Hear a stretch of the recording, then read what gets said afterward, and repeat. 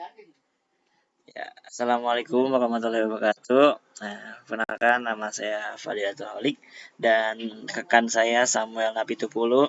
Kami dari kelompok 1 ingin mempresentasikan tentang teknologi bahan teknik dari sifat material dan pada sifat listrik pada material. Oke. Materi pertama ada material berdasarkan sifat listriknya bakal dibacakan oleh Samuel Napitupulu.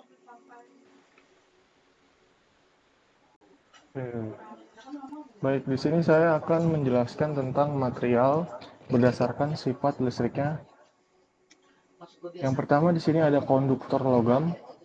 Konduktor adalah material yang dapat menghantarkan arus listrik dengan baik. Logam-logam ini seperti tembaga, emas, besi, aluminium, dan kuningan. Bahan konduktor yang efektif dalam mengantarkan arus listrik ini memiliki banyak elektron bebas yang dapat bergerak bebas dalam kisi kristal logam. Next. Berikut ini adalah sifat-sifatnya. Di sini saya memiliki 3 sifat. Yang pertama ada menghantarkan arus listrik, yang kedua ada menghantarkan kalor, yang ketiga ada malleable dan ductile. Yang pada poin pertama ini, logam dapat menghantarkan arus listrik dengan cepat karena adanya elektron bebas yang bergerak bebas dalam kisi kristal logam. Pada poin yang kedua, logam dapat menghantarkan kalor yang membuatnya ideal untuk aplikasi seperti penghantar panas. Dan yang ketiga adalah logam dapat ditempa dan diregangkan, membuatnya mudah dibentuk dan digunakan dalam berbagai aplikasi. Next. Selanjutnya di sini ada semikonduktor. Semikonduktor adalah material yang memiliki sifat antara konduktor dan isolator. Bahan-bahan contoh-contohnya seperti baron, silikon, germanium, arsenik, antimoni, dan telonium. Semikonduktor yang dapat digunakan dalam berbagai aplikasi elektronik. Next.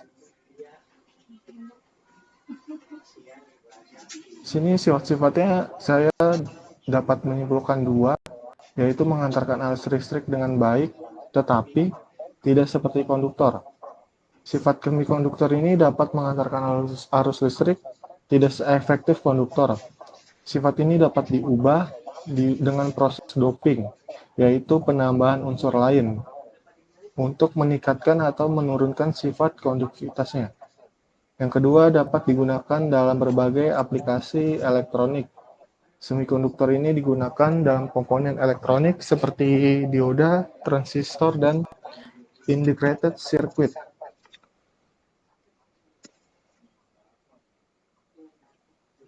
Selanjutnya yang ketiga ada isolator polimer dan keramik. Isolator adalah material yang tidak dapat menghantarkan arus listrik tentunya. Polimer dan keramik adalah contoh bahan isolator yang umum digunakan karena memiliki resistivitas tinggi dan tahanan listrik yang besar.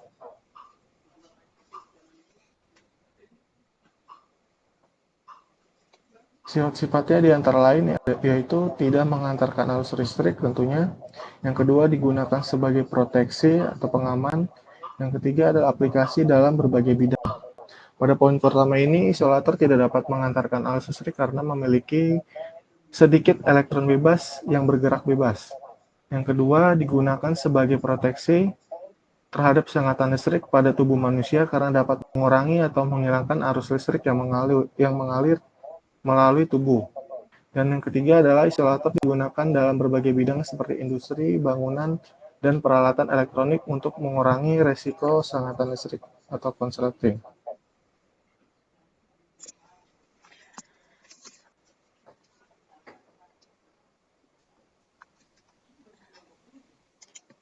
Oke, lanjut untuk materi selanjutnya yaitu material superkonduktor. Ya, pengertiannya itu superkonduktor adalah material yang dapat menghantarkan arus listrik tanpa adanya hambatan listrik, bahkan pada suhu di bawah suhu kritisnya. contoh material superkonduktor itu seperti ada niobium, tantalum, dan kambium adalah contoh yang umum digunakan. Next, material superkonduktor itu karakteristiknya. Jadi, suatu bahan dikatakan sebagai bahan superkonduktor apabila menunjukkan sifat khusus yaitu konduktivitas sempurna dengan resistivitas Rho adalah 0 pada seluruh T kurang sama dengan TC dan tanpa induksi magnetik B adalah 0 atau diamagnetik sempurna di dalam superkonduktor. Jadi terlihat pada gambar di atas ini ya. Next. Nah, selanjutnya apabila sebuah magnet tetap diletakkan di atas bahan superkonduktor, maka magnet tersebut akan melayang seperti ditunjukkan pada gambar di bawah ini. Jika kerentanan magnetnya X sama dengan min 1, sedangkan konduktornya biasa memiliki kerentanan magnet X sama dengan min 10 min 5. Fenomena ini dikenal dengan nama efek Meissner. Nah, aplikasi yang digunakan untuk aplikasi yang dari konduktivitas ini contohnya ada pembangkit magnet Schreiber Globe, terus ada pengembangan sistem penyimpanan energi berbasis superkonduktor, ada lagi komputer super cepat, terus generator SKST, terus ada prototipe tokamak, terus ada kendaraan maglev dan sebagainya.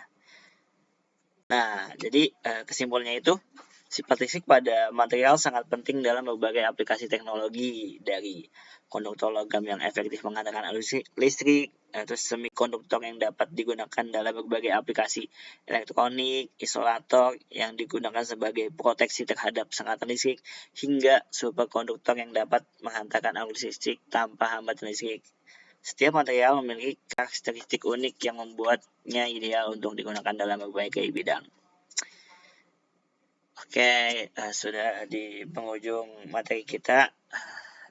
Kurang lebihnya mohon maaf. Wassalamualaikum warahmatullahi wabarakatuh.